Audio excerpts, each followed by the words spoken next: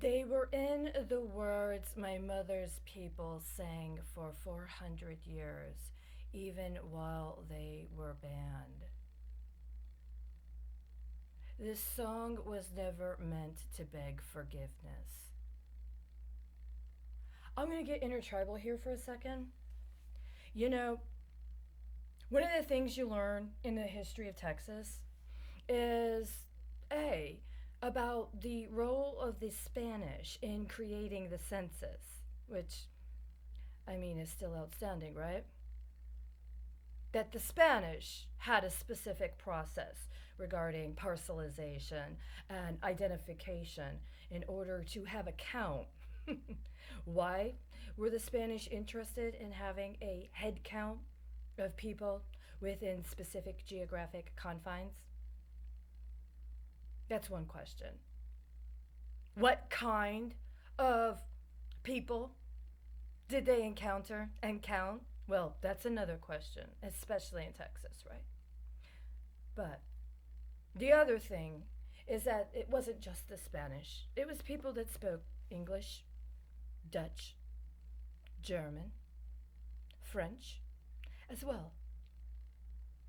And they met people that spoke all kinds of other languages, including people that hundreds of years ago lived somewhat other part of the country and ended up around this general area, including the area that was originally Texas and then the area that became Texas after more became a part of Texas. And those people didn't always get along.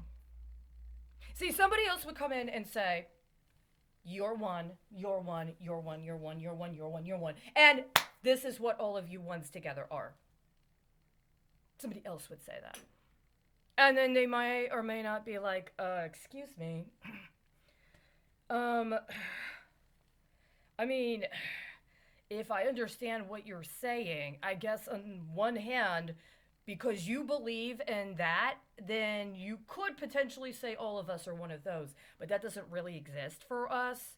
And actually, what that is something that isn't the kind of thing you can do with it. What you're trying to say this is about, right? And then within that one and one and one and one and one and one and one, all put together and called this thing, if somebody else counted for the reasons that they come up with counts like that. Every once in a while, people would engage with each other, talk to each other, and be like, no, that's not appropriate. That's not acceptable. No, we're not going to be doing this. We are not going to let this be who is understood to be us. And if you allow for that to be what you understand is you, you're going to need to take responsibility for that. And if you decide you're going to let that one and one, that guy put on all of us, be what you use as cover to deal with the fact that we are not accepting you saying that this is who we are, you're going to have to deal with the consequences of that too. And that's kind of what we're dealing with here now, right?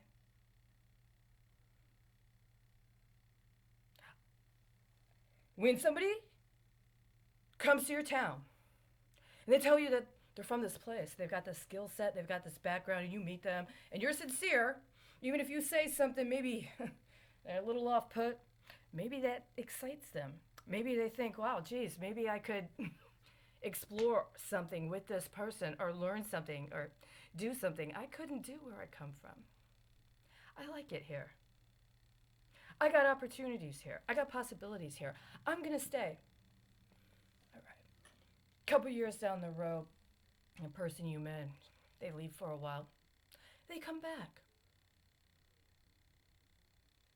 And now it's like, wow, well, this is my town now.